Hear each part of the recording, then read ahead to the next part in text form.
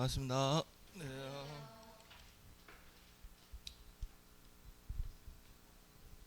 오늘 교재 197페이지죠. 요약집은 197페이지고 문제집은 320페이지 펴주시면 됩니다. 건축물의 구조 및 재료 파트 있습니까?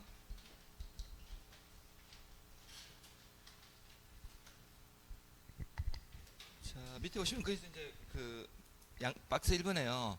그 구조 안전의 확인이라고 돼 있죠. 거기서 동그라미 2번에 있습니까? 자, 구조 안전을 확인한 건축물 중에서 자, 아래 박스에 해당하는 건축물의 건축주는요.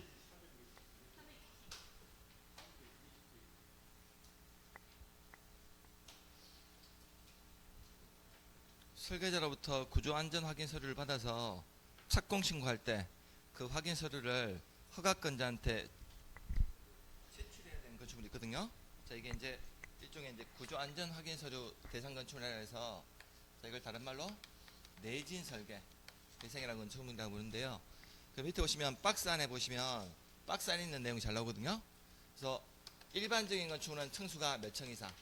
2층 이상인 건축물이거든요. 단 건축물의 주요 구조부인 기둥과 볼을 목구조라는 목구정 건축물 있죠? 목구정 건축물은 3층 이상인 건축물이고, 자, 그리고 또는 자, 연면적이 얼마 이상? 200제곱미터 이상인 건축물인데, 단 거란의 목구조 건축물은 연면적이 500제곱미터 이상인 건축물은요 반드시 구조안전확인 서류 제출해야 됩니다. 자, 그리고 거기 3번 있습니까? 자, 건축물의 높이 있죠. 자, 높이가 13m 이상인 건축물이거나 아니면 처마 높이는 9m 이상인 건축물, 그리고 기둥하고 기둥 사이의 거리가 10m 이상인 건축물 있죠. 이런 건축물들은 구조안전확인 서류 제출해야 되는 건축물입니다. 자, 그리고 6번 가시면요, 건축물의 용도비 규모를 고려한 종류도가 높은 건축물로서 국토교통부로 영으로 정하는 건축물이거나 아니면 국가적 문화유산으로 자, 보존할 가치가 있는 건축물로서 국토교통부로 영으로 정하는 건축물이거나요. 자, 8번에 가시면 다음에 특수구조 구조물이 있습니까? 한쪽 끝은 고정되고 다른 끝은 지지되지 아니한 구조로 된 포나 차양 등이 외벽의 중심선으로부터 3m 이상 돌출되어 있거나 특수한 설계 시공 공법으로 자, 국장이 정하여 고시하는 구조로 된 건축물 있죠? 자, 이런 것들 특수구조 건축물이라고 부르는데, 자, 우리가 건축법 지난주에 배울 때 자, 원래 특수구조 건축물은요, 자, 기둥하고 기둥 사이의 거리가 20m 이상인 건축물은 특수구조 건축물이라고 부르거든요. 자, 근데 우리가 내진 설계에 있죠. 구조안전확인서를 해야 되는 건축물은요, 기둥하고 기둥 사이가 10m 이상인 건축물은 이거 제출해야 됩니다. 그래서 우리가 지난주에 배웠던 용어 파트의 특수구조 건축물은 기둥과 기둥 사이의 거리가 20m 이상인 건축물을 특수구조라고 부르거든요. 자, 그리고 9번에 가시면 단독이나 공동주택 있습니까? 앞으로 모든 단독이나 공동주택에서도 구조 안전 확인 서류 이거 제출되는 대상 건축물입니다. 자, 그리고 밑에 가시면 3번에 자, 건축 구조 기술사의 협력을 구해야 되는 건축물 있죠? 자, 이 건축물도요. 자, 다음 박스의 어느 하나에 대한 건축물의 설계자는 해당 건축물에 대한 구조 안전을 확인하게 되면 자, 나중에 건축 구조사의 협력을 구해야 되는데, 자, 이 건축물은 층수가 6층 이상의 건축물이거나, 그리고 좀 전에 봤던 특수구조 건축물, 다중이용이나 준다중이용 건축물, 그리고 필로티 구조로서 층수가 3층 이상의 건축물에 대해서는 건축 구조기술사의 협력도 구해야 됩니다. 자, 이제 198페이지 가시면 박스 2번에 건축물에 피난시설 나와 있을 텐데요. 그 직통계단 있습니까? 자, 건축물의 피난층 외층에서는요, 피난층 또는 지상으로 통하는 직통계단과 자, 직통계단으로부터 자, 계단이 이르는 보행거리가 적어도 30m 이하가 되도록 이거 설치해야 되고, 그 피난 안전구역 있습니까? 자, 우리가 지난주에 건축법 배울 때요, 자, 용어 시간에요, 자, 고층 건축물을 하면 자, 층수가 30층 이상이거나 또는 높이가 120m인 건축물을 고층 건축물이라고 부르고, 초고층 건축물 있습니까? 하면 자, 층수가 50층 이상이거나 높이가 200m 이상인 건축물을 초고층이라고 부르는데요. 그러면 고층 건축물이긴 하지만 초고층 건축물에 해당하지 않는 것을 준초고층 건축이라고 불리는데요. 그러면 이렇게 초고층이나 준초고층 건축물에는요, 자, 건축물에 피난 안전구역을 설치해야 되거든요. 그래서 이 피난 안전구역 이거 설치하는 기준이 좀 다릅니다. 그래서 먼저 1번에 초고층 건축물에는 피난층 또는 지상으로 통하는 직통 계단과 직접 연결되는 피난 안전구역을 지상층 있죠. 지상층으로부터 최대 몇 개 층마다 30개 층마다 한 개소 이상의 피난 안전구역을 설치해야 되고요. 자, 밑에 준초고층 건축물에는요, 피난층 또는 지상으로 통하는 직통 계단과 로 연결되는 피난 안전구역 있죠. 그걸 전체 층수 있습니까? 층수의 2분의 1 되는 층을 기준점으로 잡아가지고 상하 5개 층 있죠. 이내 한 개소 이상의 피난 안전구역을 설치해야 됩니다. 2번 있습니까? 자, 그리고 밑에 옥상 있죠.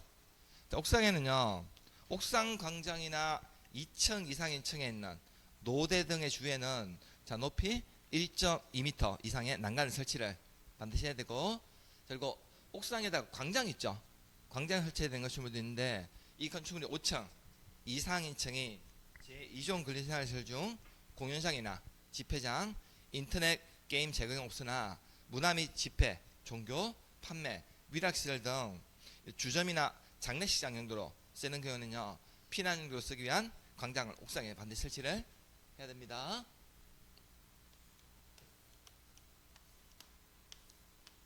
자, 그리고 밑에는요, 거기 3번에 헬리포트라고 되어 있을 텐데요.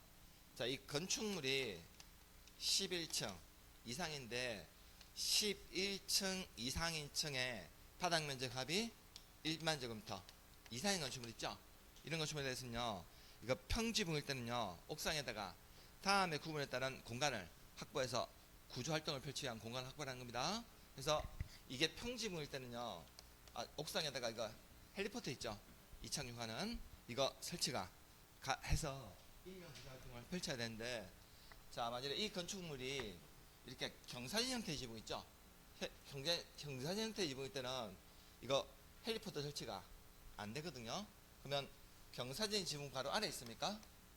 에다가 이거 대피 공간 설치해야 되거든요.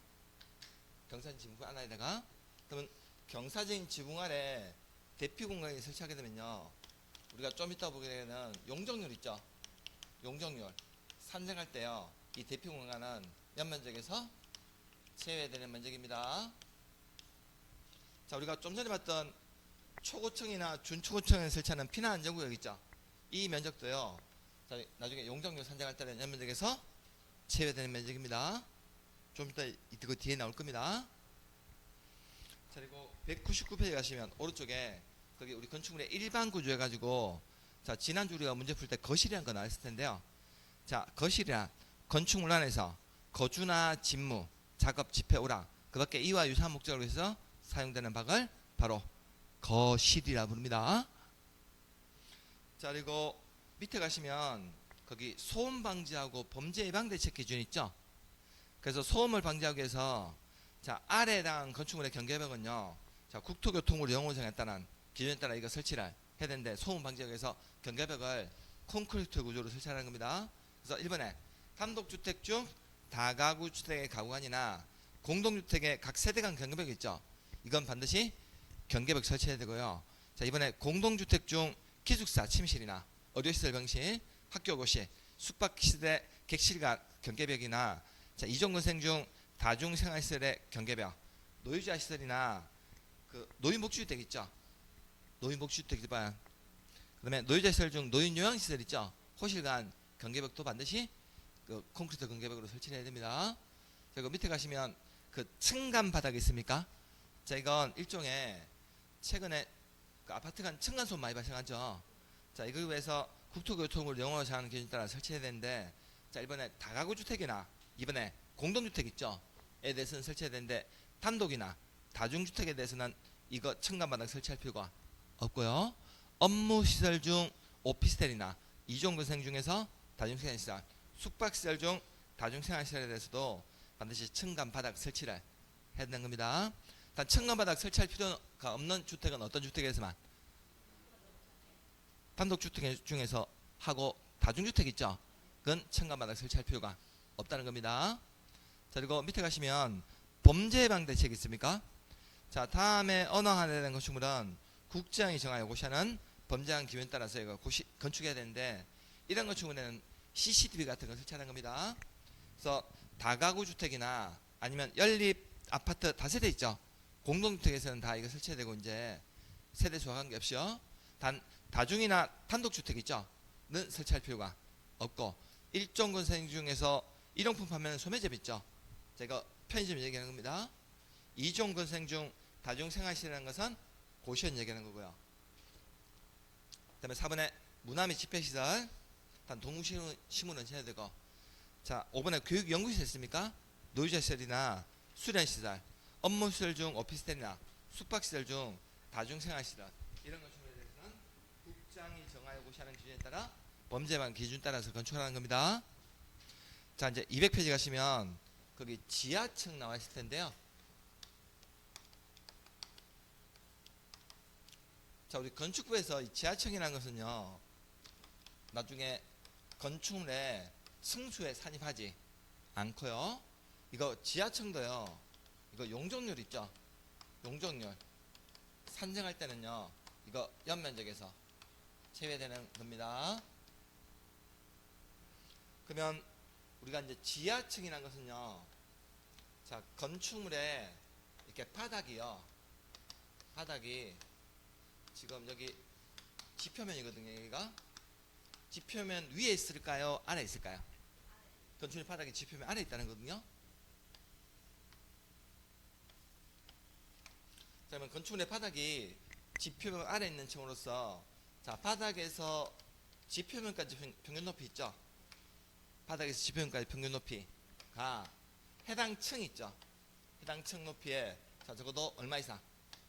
2분의 1 이상이 돼야지만 이걸 지하층이라고 부릅니다. 자, 그러면 만일에 해당 층이 4m고, 자 바닥에서 지표면까지 평균 높이가 만일에 2m라면 이 층은 지하층일까요? 지하층 아닐까요?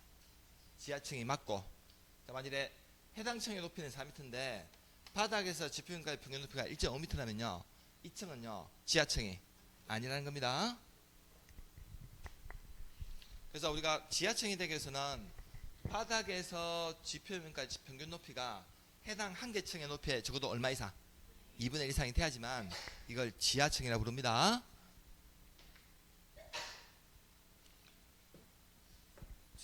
문제집 320페이지 보시면요, 1번 문제 있을 텐데요.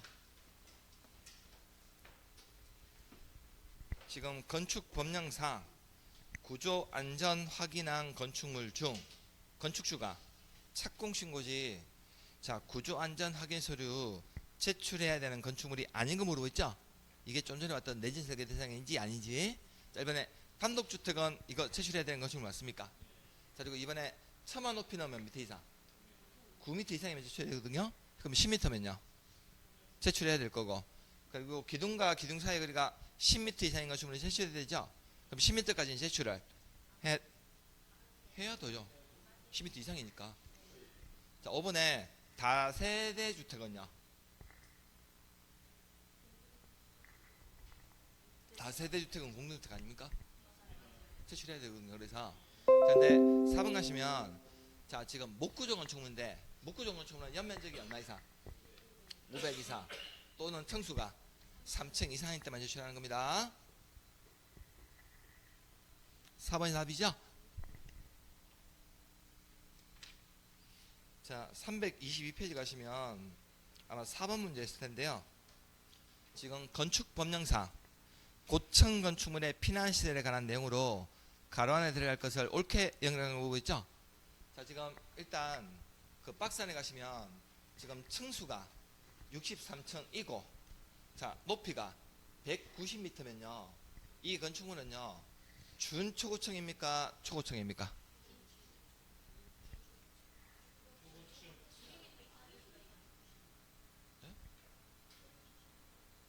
초고층 건축물은 분명히 층수가 50층 이상이거나 또는 높이가 200m 이상이면 초고층이거든요.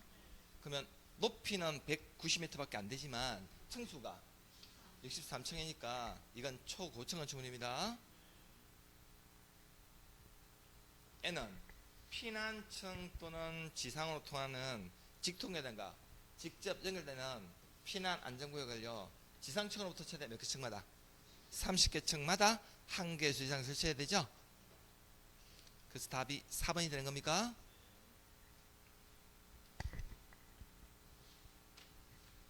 자, 325페이지 가시면요 9번 문제 있을 텐데요.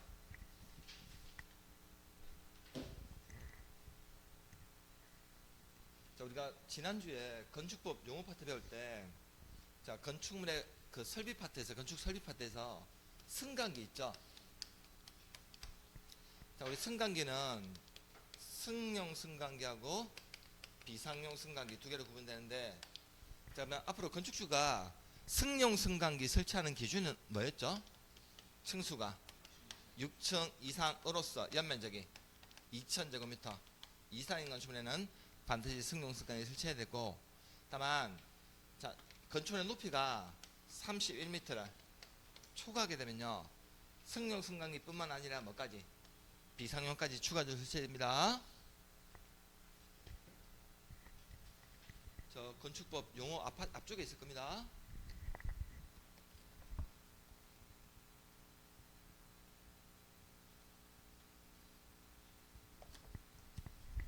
(173페이지) 있습니까? 요약지?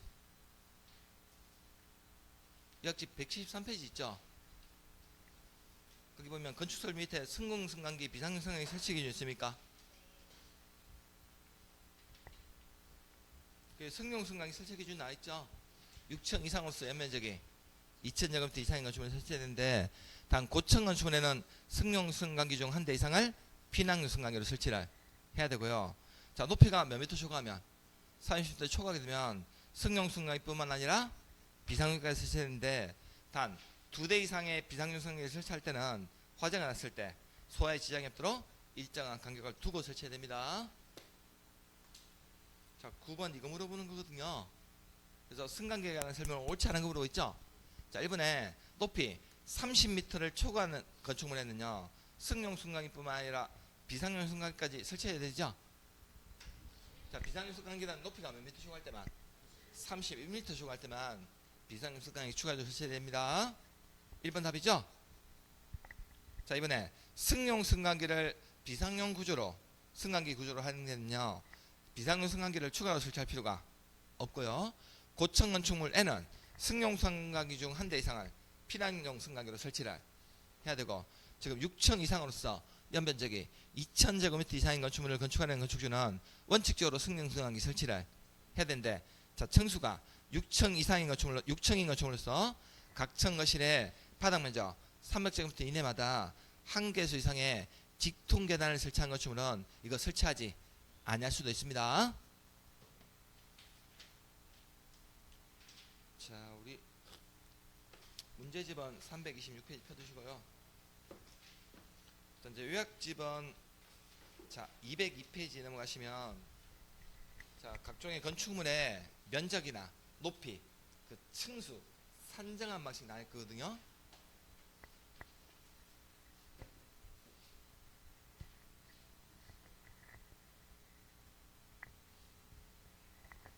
자, 먼저 우리가 각종의 면적을 선정할 때, 자, 첫 번째로 대지 면적 있습니까? 자, 대지 면적이란, 자, 대지에 자 수평 투영 면적으로 하는 게 원칙인데, 자, 다만 아래에 해당하는 면적들은요 대지 면적 선정할 때는 제외되는 면적입니다. 대지 면적 선정할 때는요. 자, 그러면 우리가 대지 면적 선정할 때, 자, 제외되는 면적은요, 자, 우리가 지난주에 건축법 배울 때, 자, 우리가 건축선이라는 거 배웠습니까?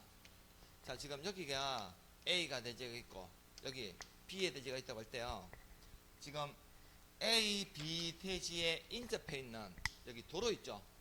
이 도로가, 자, 만일에 소요너비가 2m밖에 안 된 도로라면요, 이 도로는 건축법상 소요너비에 미달된 도로거든요. 그럼 이때 양쪽에 대지가 있을 때 양쪽 대지의 건축선은 어떻게 지정했죠? 이때는 도로의 중심선 있죠?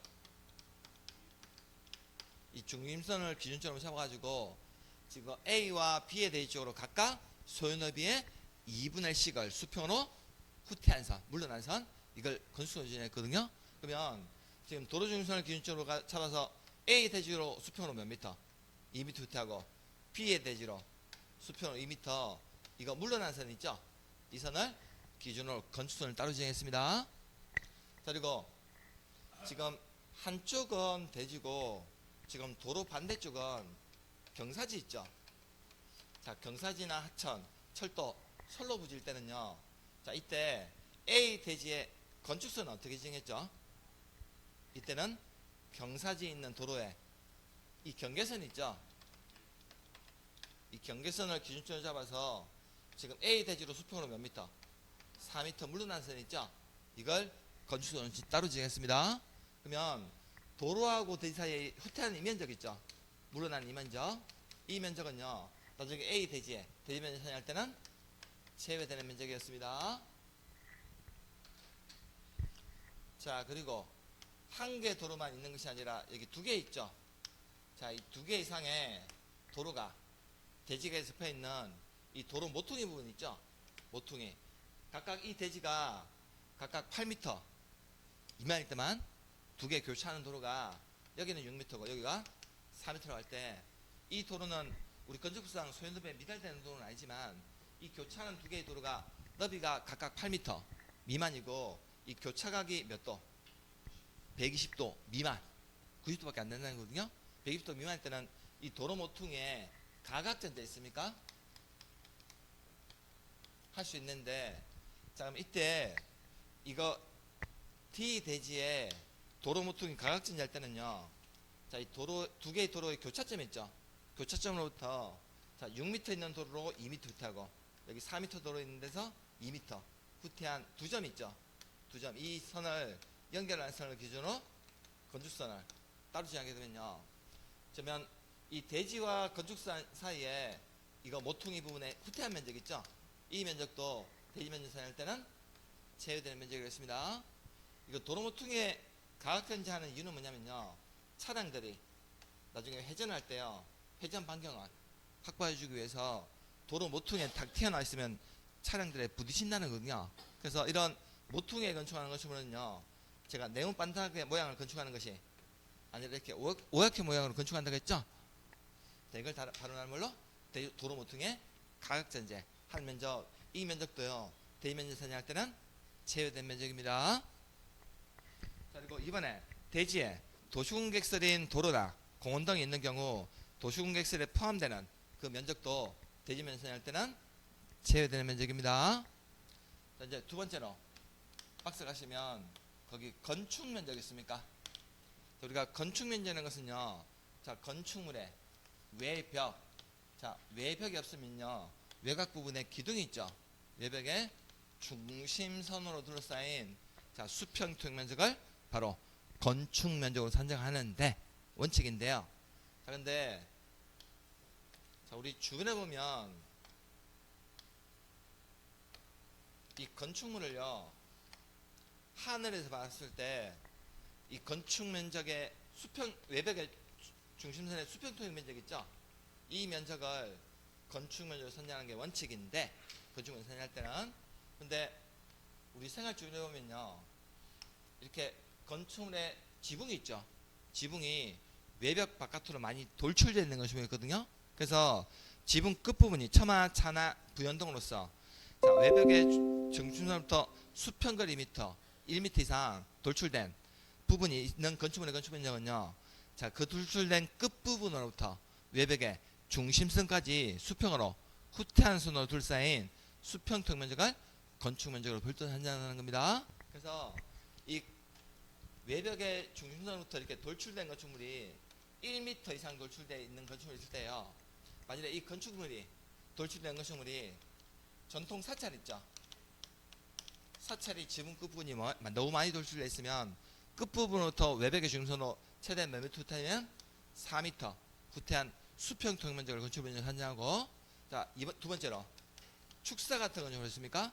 건축물은요, 지붕 끝부분부터 외벽의 중심선으로 3m 구태한 수평형 면적을 건축물에 선정하고, 그다음에 한옥 있습니까? 한옥이나 우리 공동주택의 신재생에너지 설비 같은 충전시설 있죠? 이런 건축물을 했을 때는요, 지붕 끝부분부터 외벽의 중심선으로 2m 후퇴한 수평형 면적을 건축물에 선정하고, 이외 기타 건축물에 대해서는 지붕 끝부분부터 1m 후퇴한 수평형 면적을 건축 면적을 선정한다는 겁니다. 그래서 동그라미 1번, 2번, 3번, 4번 있습니까? 전통 사찰은 지붕 끝부터 몇 미터 후퇴하고, 전통 사찰은요 4m. 자, 이번에 사료 투여나 가축 이동 및 분뇨 유출 방지를 위해서 상부에 한쪽 끝은 고정되고 다른 끝은 지지되지 않는 구조로 된 돌출 자양이 설치된 축사 같은 경우에는요 3m 후퇴하고, 한옥이나 자, 충전시설 이런 건축물들은 2m 후퇴하고요, 기타 건축물들은 1m 후퇴하는 겁니다. 자, 다만 아래 면적들은요 아예 건축 면적에 산입하지 않는 면적인데, 자, 지금 여기가 지표면이라고 한다면요, 지금 지표면으로부터 자, 높이 1m 있죠? 1m 이하에 있는 이 부분에 대해서는 이때는 아예 건축 면적에 산입하지 않는 부분입니다. 자, 그리고 이번에 건축물의 지상층에 일반인이나 차량이 통행할 수 있는 설치한 보행 통로나 차량 통로 있죠? 이런 면적도 건축 면적에 산입하지 않냐고, 여기 지상에서 지하로 들어갈 때 지하 주차장의 경사로 있죠? 경사로 부분 이 면적도 건축 면적에 산입하지 않냐고요. 건축물 지하층에 출입구 상부 있습니까? 면적이나 생활 폐기물 보관한 면적 같은 거 있죠? 이런 면적도 아예 건축 면적에 산입하지 않은 면적입니다. 자, 그리고 밑에 박스 가시면 거기 바닥 면적 있습니까? 자, 바닥 면적이라는 것은요, 자, 건축물의 각 층 또는 그 일부로서 벽이나 기둥 그 밖에 이와 유사한 구역으로 중심선으로 둘러싸인 부분의 수평형 면적을 바닥 면적을 선정하는데, 자, 우리가 지금 바닥 면적의 합계 있죠? 이거 바닥 면적의 합계, 이걸 바로 우리가 연면적이라고 부르거든요. 그래서 우리가 건축물의 바닥 면적을 할 때는 각 층의 전부를 얘기할 수도 있고 일부를 얘기할 수도 있습니다. 벽이나 기둥으로 막 했으면요. 그러면 지금 우리가 바닥 면적 선정할 때 1번, 2번 면적들은요, 바닥 면적 선정할 때 자, 별도의 기준을 적용하는 거고, 지금 3번, 4번, 5번, 6번 이 네 가지 면적은요, 바닥 면적 선정할 때 바닥 면적에서 아예 제외시킨 면적입니다. 자, 그래서 먼저 1번에 보시면, 자, 벽이나 기둥에 구획이 없는 건축물 있죠? 이게 뭐 얘기하는 거냐면 주유소 얘기하는 거예요. 이 건축물은요, 자, 노대 등의 그 수평거리 지붕 끝부분부터 몇 미터? 1m 후퇴한 선으로 둘러싸인 수평형 면적을 바닥 면적으로 별도로 선정하는 겁니다.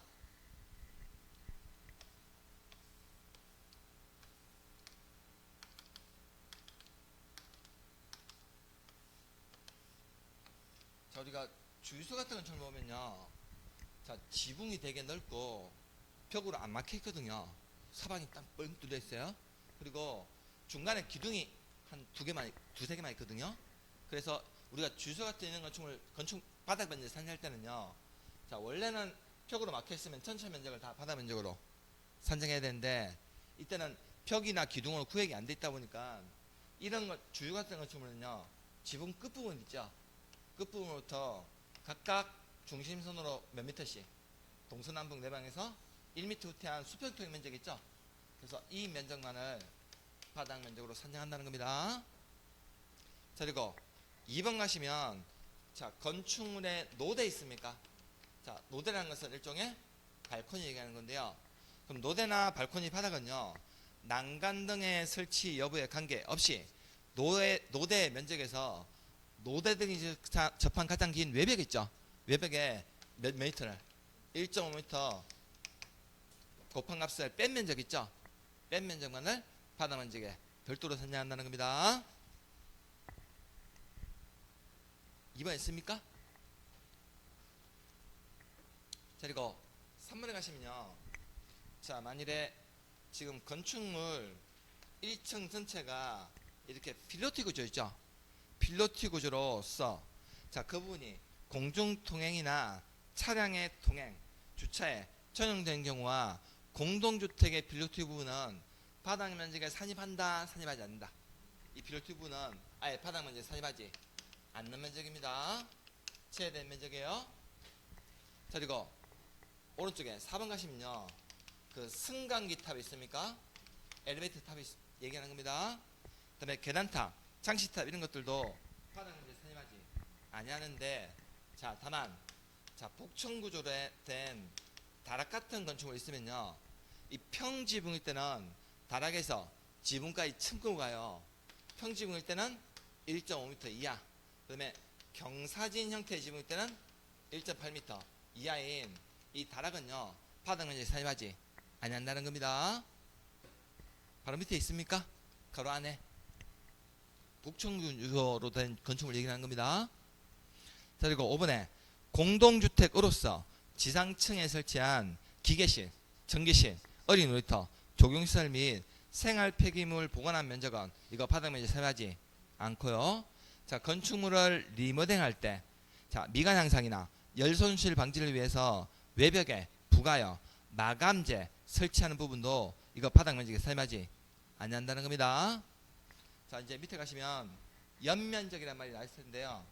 자, 연면적이란 건축물의 각 층의 바닥 면적의 합계를 연면적이라고 부르거든요.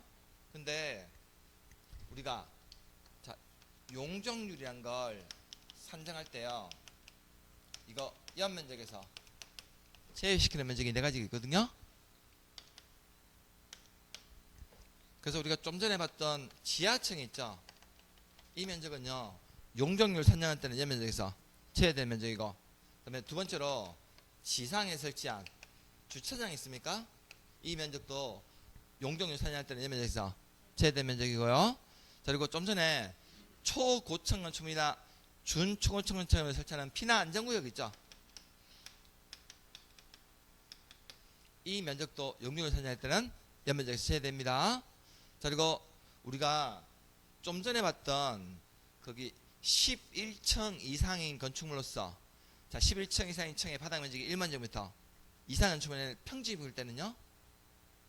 헬리포터 구조활동 펼치기에서 인면 구조활동 펼치기에서 헬리포터 설치가 가능했죠. 근데 이게 그 건축물이 만일에 경사진 형태의 지붕일 때는요. 이거 헬리포터 설치가 안 되다 보니까 경사 지붕 아래 있죠. 설치하는 대피 공간이 있습니까? 이 면적도 용적률 산정할 때 이 면적에서 제외된 면적입니다. 자, 그리고 밑에 건축물의 높이 보시면, 자, 우리가 건축물에 원래 높이 산정할 때는요. 여기 지표면 있죠. 지표면으로부터 건축물의 최상단까지 높이로 산정하는 게 원칙인데, 자, 다만 가로 안에 보시면, 자, 지금 건축물에 1층 전체에 필로티가 만일에 설치되어 있다면요. 이때는 높이 제한 중요할 때 필로티 청구를 포함하고 제외하고 필로티 청구를 제외한 높이로 선정해야 됩니다. 원래 필로티가 설치 안 돼 있으면요. 지평으로부터 최상단까지 높이를 산정하거든요. 높이 산정할 때는. 근데 1층 전체에 필로티가 설치될 때는 높이 산정할 때는 필로티 청구는 제외하고 높이 산정합니다. 자, 그리고 그 밑에 가시면 거기 반자 높이하고 층고란 거 나와 있습니까?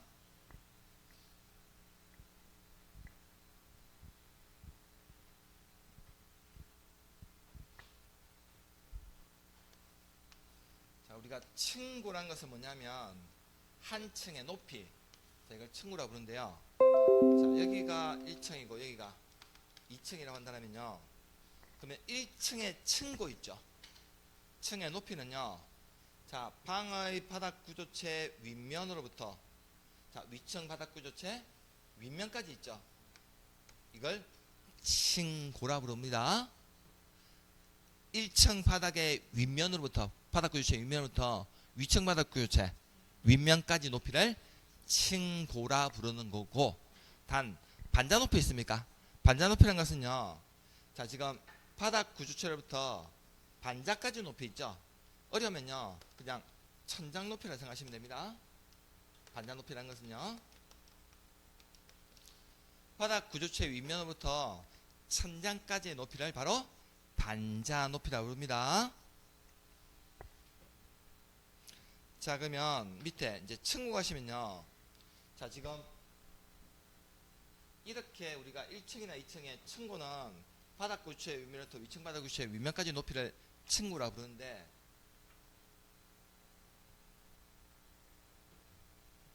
자, 근데 자, 여기가 1층이고 여기가 2층인데요. 건물이 반듯하게만 설치된 건축물이 있지가 않을 수도 있거든요. 그러면 지금 여기 1층에 자, 지금 층고가요. 여기하고 여기가 좀 달라요? 층고가 좀 다르다고요? 그럼 일단은 어떻게 한 층의 층고를 선정해야 될까요? 이 중에서는 높은 것을 층고로 선정해야 될까요? 이때는 가중평균해야 됩니다. 여기는 가중평균해야 돼요. 층고 선정할 때는요. 층고 밑에 있습니까? 자, 다만 한 방에서 층의 높이가 다른 부분이 있는 경우는 각 부분 높이에 따른 면적에 따른 가중평균한 높이를 한다는 겁니다. 우리가 1층이 자, 여기하고 이렇게 높이가 좀 다를 수도 있죠. 여기하고 옆에 높이가 좀 다를 수도 있다고요. 그럼 일단은 층고 선정할 때는 가장 높은 부분을 아니면 가중평균 한다는 겁니다. 층고 선정할 때는요. 자, 이제 맨 밑에 가시면 거기 층수 나왔을 텐데, 자, 우리가 층수를 선정할 때는요. 자, 우리가 건물 옥상에 만약에 승강기 탑 있죠. 엘리베이터 탑. 이 승강기 탑이 있다면요. 이 승강기 탑이 전체 건축 면적 있죠. 건축 면적의 자, 8분의 1 이하이거나, 자, 이 승강기 탑의 높이가 옥상에서 승강기 탑의 높이가 12m 있죠. 12m 이하인 부분은요. 이때는 층수에 산입하지 아니한다는 겁니다. 1번 있습니까? 승강기탑, 계단탑, 막루, 창식탑, 옥탑, 그 밖에 이와 비슷한 건축물의 옥상 부분으로서 그 수평 토익면적 합계가 건축 면적의 8분의 1 이하인 것과, 자, 지하층은요 층수에 산입하지 아니한다는 겁니다. 그래서 우리가 건물 옥상에 엘리베이터 탑이 있으면요, 이 엘리베이터 탑이 전체 건축 면적의 얼마 이하일 때라, 전체 건축 면적의 8분의 1 이하일 때는요, 이거 층수에 산입하지 않는 거고, 그리고 만약에 건물에 지금 지편 밑에 여기 지하층 있죠. 지하층 있다면요, 지하층은 층수에 산입한다, 산입하지 않는다. 지하층은 층수에 산입하지 않습니다. 자, 그리고 204페이지 가시면 박스에 2번 가시면요, 자, 층의 구분이 명확하지 아니한 건축물은 높이 몇 미터마다,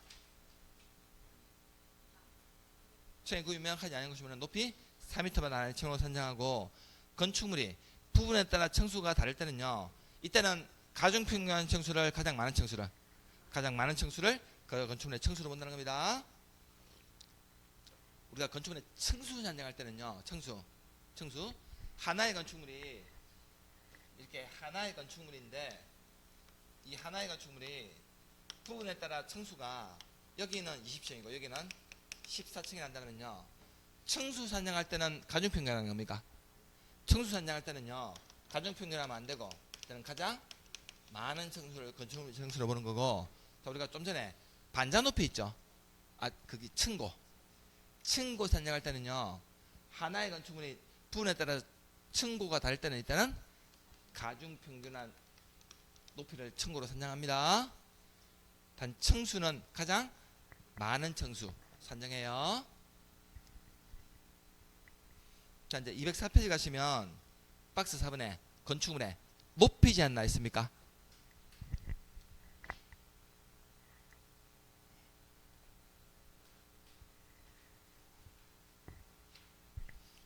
자, 우리가 건축부에서요, 이 높이 제한도 자, 허가권자 가는데, 자, 원래 우리 건축부에 따른 허가권자가 높이 제한을 할 때는요, 자, 4개의 도로 둘러싸인 일단의 구역을 이걸 가로구역이라고 부르거든요. 그래서 가로구역이란 말이 어려면요 블럭 생각하시면 됩니다. 4개의 도로 둘러싸인 일단 구역 블럭 단위로 높이를 지정 공고할 수 있는데, 자 다만 특자시장 특제도지사 시장 군수 구청장은 가로구역의 높이를 완하여 적용할 필요가 있다고 판단된 대지에서는요 건축위원회 심의 거쳐서 높이를 완화 중용할 수 있다는 겁니다. 단 허가건자는 같은 가로구역이라 하더라도 건축의 용도나 형태에 따라서 높이를 다르게 정할 수도 있는데, 앞으로 특별시장이나 강의시장은요 도시의 관리를 위해서 필요하면 가로구역별 높이를 특별시장식 조례로 정할 수도 있고, 앞으로 허가건자가 가로구역별 건축의 높이를 지정하면요 주민의 의견을 먼저 청취한 후에 건축위원회 심의를 반드시 거쳐야 되는데, 이 경우 주민의 의견을 청취를 절차는요 토지용 규제 기본법에 따른다는 겁니다. 자 그러면 이건 이제 일반적인 높이 제한이었고요. 자 오른쪽은 뭐냐면 1조동의 확보를 위한 높이 제한이거든요.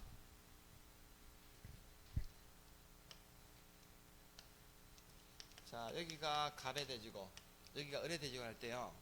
자 지금 을의대지에 이미 이렇게 건축물이 건축되어 있었는데요. 자 갑이 본인의 대지에다가 자 건물을 이렇게 새롭게 신축을 하려면요 인접해 있는 을의 대지 경계선으로부터 일정 거리 이상을 띄워서 건축을 하는 겁니다. 그렇지만 나중에 갑이 건축하는 건축물이요 을의 건축물에 일조 있죠.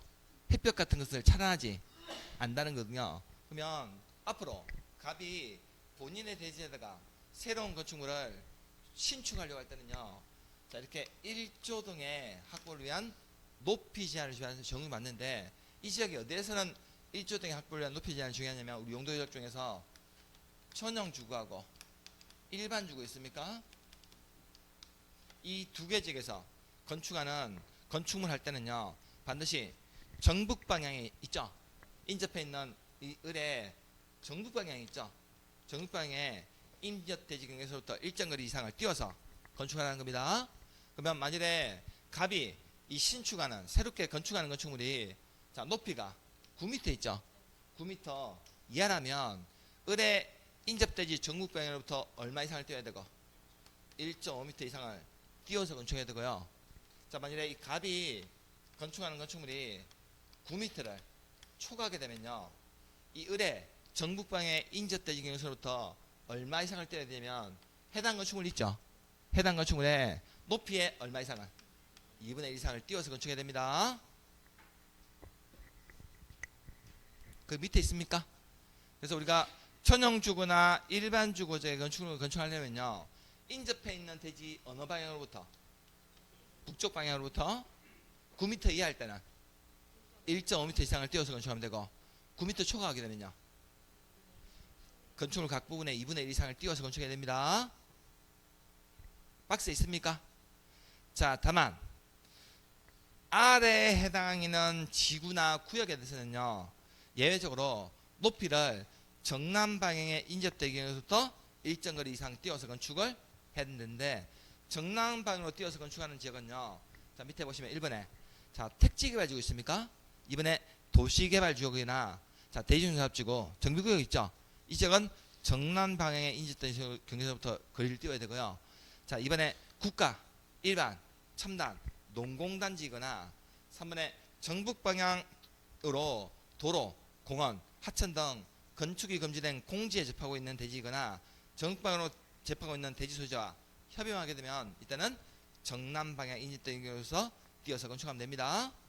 자 그리고 자 아래에 해당하는 공동주택에 대해서도요 채광적인 확보를 위해서 높이 이하로 높이 제한 받는데, 자 어떤 경우냐면 지금 하나의 대지에 자 2개 이상의 2동 이상의 공동주택을 건축할 때도요 일제노와 채광적인 확보를 높이 제한을 적용을 받는 거거든요.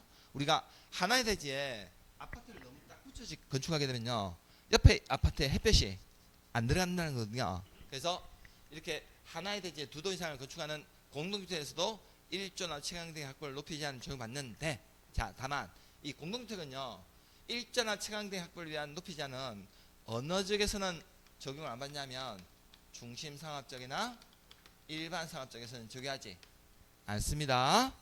고란에 중심 일반 상업적은 제해야 된다고 돼 있죠?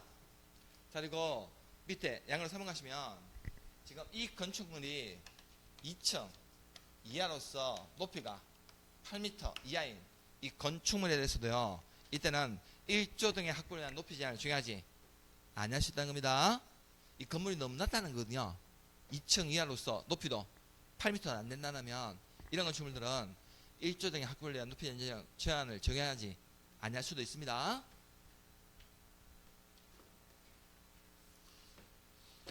자, 우리 326페이지 문제집 가시면요, 1번 문제 보시면요, 지금 건축 법령상 건축물의 높이 제한에 대한 설명 중 틀린 거 물어보고 있죠? 자, 이번에 허가권자는 가로구역을 단위로 건축물의 높이를 지정 공고할 수 있고, 자, 이번에 특별시장, 광시장은 가로구역과 건축물의 높이를 조례로 정할 수 있습니다. 조례로 정할 수 있는 사람은 특별시장, 광시장만 조례로 정할 수 있습니다. 자, 3번에 천용주거나 일반 주거지역에서 건축물을 건축하는 경우 그 높이가 9m 이하라면요, 이때는 어느 방향? 정북 방향 인접대 경우부터 얼마 이상을? 1.5m 이상을 띄어서 건축해야 되고, 단 그 높이가 9m를 초과하게 되면요, 이때는 정북 방향의 인접대 경우부터 2m 이상 띄어서 건축해야 되죠. 높이가 9m를 초과하게 되면요, 건축물 각 부분에 높이의 2분의 1 이상을 띄어서 건축해야 됩니다. 2m가 아닙니다. 다음 5번에 2층 이하로서 8m 이하인 건축물에는 지자체의 수요를 제한에 따라 1조 등의 학벌을 위한 높이 제한을 적용하지 아니할 수도 있습니까? 나머지 맞는 질문이죠? 자, 328페이지에 거기 챕터 6에 1번 가시면요, 면적 및 청수의 산정 방법 나와 있습니까? 자, 1번에 자, 건축물의 대지 면적 산정에 관한 설명을 바라지 못한 거 물어보겠죠? 자, 원래 대지 면적은요, 원칙은 공간 정보의 구축 및 관리 등에 관한 법률에 따라 각 필지로 구획된 토지를 대지라고 하는 거 맞습니까? 우리가 지난주에 건축법 용어 배울 때 대지란 것은 우리가 공간 정보의 구축 및 관리 등에 관한 법률에 따른 각 필지로 나는 토지를 대지라고 부르는데, 그러면 원래 대지 면적 선정할 때는요, 대지의 수평 면적을 하는 게 원칙인데, 단 3번에 특자도시사나 시장구청장이 지금 시가지 안에서 건물의 위치나 환경을 정비하기 위해서 필요하다고 인정하면요, 건축선을 따로 제하게 되면 그 건축선과 도로 사이의 면적은 대지면적 선정할 때 제외됩니까? 이거 포함되는 겁니까? 이거 지정 건축선, 우리 도시역 안에서 시가지의 환경 위치나 도로 위치를 정비하기 위해서 4m 이하 보면서 따로 지정 건축선 제하게 되면요, 이 면적은 대지면적 선정할 때는 포함되는 면적입니다. 제외되지 않는다고요? 단 4번에 지금 소유너비에 미달되는 경우와 도로 모퉁이 부분으로서 대지 안에 건축선이 정해지게 되면요, 그 건축선과 도로 사이에 이 면적은 대지면적 선정할 때는 제외되는 면적이겠죠? 이건 포함되는 면적 아닙니다.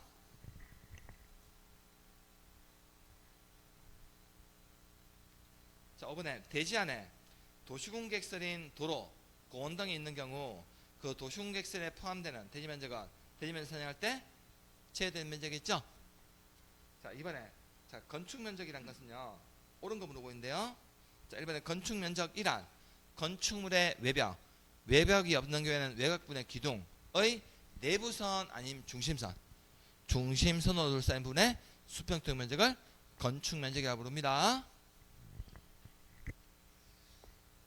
우리 지난번에 주택법 배울 때요, 내부선 어디에서 나왔습니까?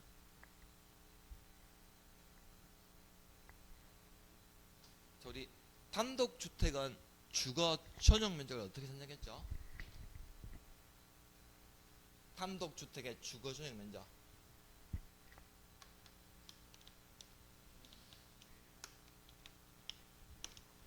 단독주택의 주거 전용 면적은요, 단독주택의 전체 바닥 면적에서 어떤 면적은 빼버렸죠? 지하실이나 외부와 분리되어 있는 따로 화장실이나 창고, 차고 면적은 이거 전용 면적 산정할 때 제외시켰고, 자, 우리가 공동주택의 주거 전용 면적 있죠? 공동주택의 주거 전용 면적, 이거 산정할 때는 외벽에 내부선을 기준으로 산정했습니다. 전용 면적 산정할 때는요. 근데 우리가 건축 면적 산정할 때는 외벽의 내부선을 기준으로 산정하는 것이 아니라 뭘로? 외벽의 중심선으로 산정하는 겁니다. 이게 지난번에 주택법 배울 때 나왔던 거거든요. 그리고 이번에 처마가 외벽의 중심선으로부터 수평거리 1m 이상 돌출된 부분이 있는 한옥이네요. 의 건축 면적은 그 돌출된 끝부분부터 몇 미터? 2m 후퇴한 선으로 쌓인 수평 면적을 건축 면적 산정했죠. 축사인 건축물은요, 돌출된 끝부터 3m 후퇴한 수평 면적을 건축 면적 산정했고, 자, 전통 사찰일 때는 돌출된 끝부터 4m 후퇴한 선으로 쌓인 수평 면적을 산정했죠. 자, 5번에 지금 환경 친화적 자동차 충전 시설을 설치된 공동주택의 건축 면적은 돌출된 끝부분부터 몇 미터? 충전 시설 2m 후퇴한 선으로 둘러싸인 수평 면적을 건축 면적으로 산정했죠. 그래서 우리가 건축 면적을 산정할 때는요, 돌출된 끝부분이 외벽의 중심부터 1m 이상 돌출가 있으면, 자, 전통 사찰은 몇 미터 후퇴했고? 4m. 축사는 3m 후퇴했고, 한옥이나 충전 시설은 2m 후퇴했고, 기타는 1m 후퇴한 수평 면적을 건축 면적 산정했습니다. 자, 330페이지 가시면요, 자, 4번 문제 쓸 텐데요, 지금 건축법상 건축 면적에서 제외되는 것을 모두 고르라는 거죠. 건축 면적에서 제외되는 부분. 자, 기억에 지표면부터 1m 이하에 있는 부분은요, 건축 면적에서 제외됐고, 자, 지금 다중이용업소 비상구에서 연결하여 설치하는 폭 2m 이하의 옥외 피난기단 있습니까?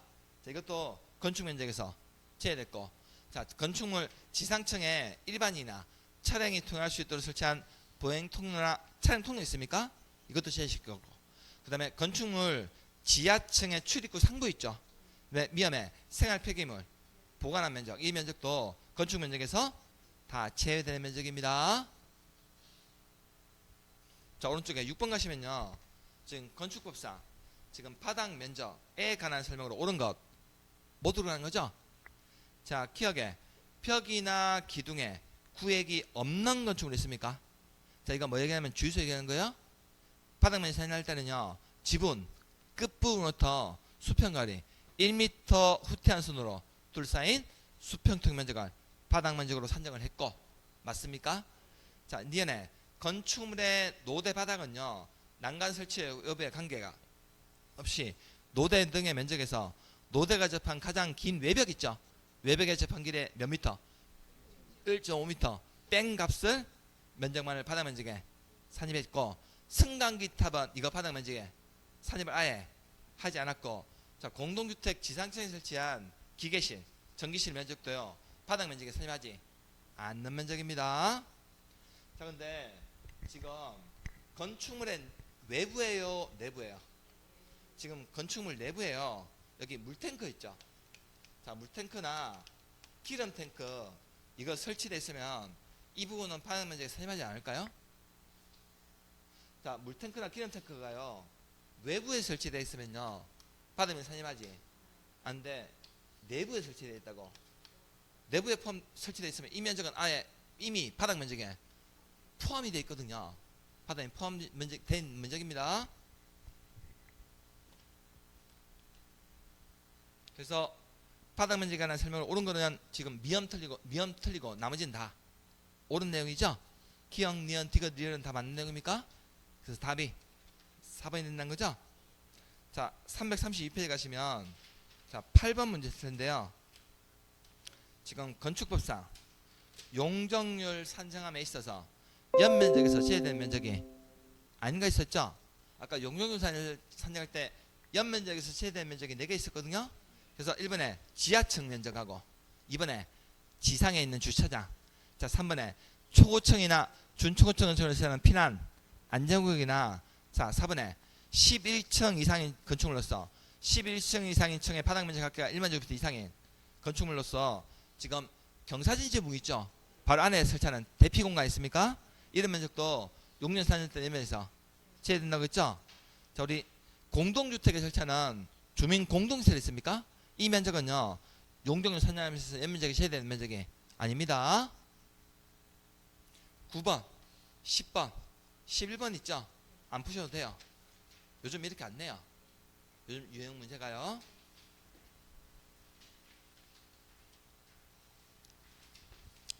자, 12번 가시면요, 지금 건축법령상 건축물의 층수와 높이에 관한 설명으로 옳은 걸 보고 있죠? 자, 1번에 자, 지하층은 층수 계산에 포함된다, 제외된다. 지하층은요, 층수 산정할 때 이거 제외되고요. 그리고 건축물이 부분에 따라 층수를 달리할 때는 자, 평균한 층수를 아니면 가장 많은 층수를, 가장 많은 층수를 그 건축물의 층수로 보는 겁니다. 자, 2번에 자, 층수를 산정하는 경우 자, 층의 구분이 명확하지 안양 건축물이 지금 높이가 몇 미터예요? 자, 우리가 층의 구분이 명확하지 않은 건축물은 높이 몇 미터마다? 4미터마다 한 개 층으로 선정하죠? 그럼 층의 구분이 명확하지 않은 건축물인데 높이가 지금 16cm니까 이 건축물은 몇 층으로 선정해야 될까요? 4m로 나눠주면 되겠네요. 이 건축물은 4층으로 분다는 겁니다. 2번 맞습니까? 자, 3번에 건축물의 옥상에 설치하는 승강기탑, 계단탑, 옥탑으로서 그 수평 투영 면적 합계가 당해 건축물 면적의 얼마 이하면요. 자, 우리가 건물 옥상에요, 엘리베이터가 설치되어 있으면요, 이거 승강기탑의 면적이 전체 건축 면적의 얼마 이하? 8분의 1 이하이거나, 자, 이 높이가 12m 이하일 때는요, 이때는 높이에 산정한다, 산정하지 않는다. 높이가 10m 이하일 때만요, 높이에 산정하지 않습니다. 10m 초과하게 되면 높이에 산정하거든요.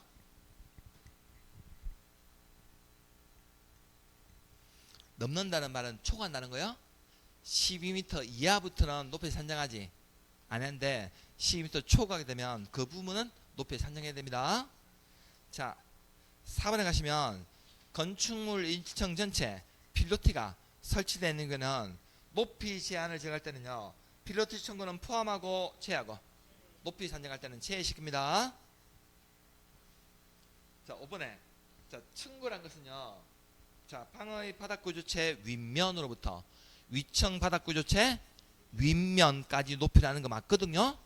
자, 다만 한 방에서 자, 높이가 다른 부분이 있을 때는 가장 높은 높이로 아니면 가중평균, 우리가 층고 선정할 때는 가중평균 합니다. 자, 근데 층수 있죠? 층수, 우리가 하나의 건축물이 부분에 따라 층수가 다를 때는 층수 산정할 때는 어떻게 했고, 가장 많은 층수를 산정했고, 한 층의 높이 층고 있죠? 층고 선정할 때요, 자, 지금 1층하고 2층 이렇게 높이가 좀 다르다고요.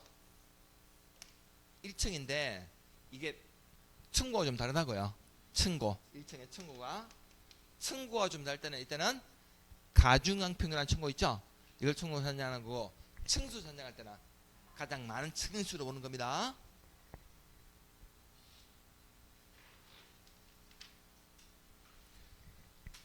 자, 336페이지 가시면 16번 문제 있을 텐데요. 지금 건축법상 면적이나 높이, 층수 산정에 관한 설명으로 옳지 않은 거 보고 있죠. 자, 이번에 첨화나 자양, 부연, 그 밖에 이와 비슷한 것으로서 외벽의 중심선으로부터 수평거리 1m 이상 돌출된 부분이 있는 전통 사찰의 건축 면적은요, 돌출된 끝부분부터 몇 미터?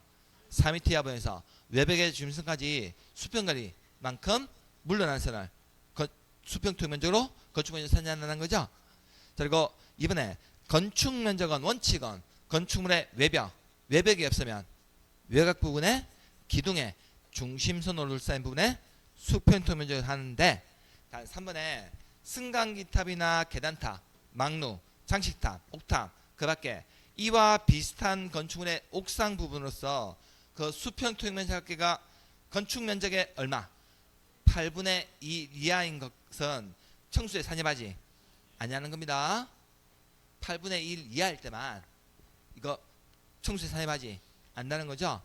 자, 4번에 바닥 면적은 건축물의 각 층이나 그 일부로서 벽이나 기둥 그 밖에 이와 비슷한 구역의 중심선으로 둘러싸인 부분에 수평토익 면적을 바닥 면적으로 산정하고, 자, 건축물 1층 전체에 필로티가 설치되어 있을 때는요, 이때는 높이 제한을 적용할 때 필로티 층은 포함하고 제하고 제한 높이로 해야 됩니다.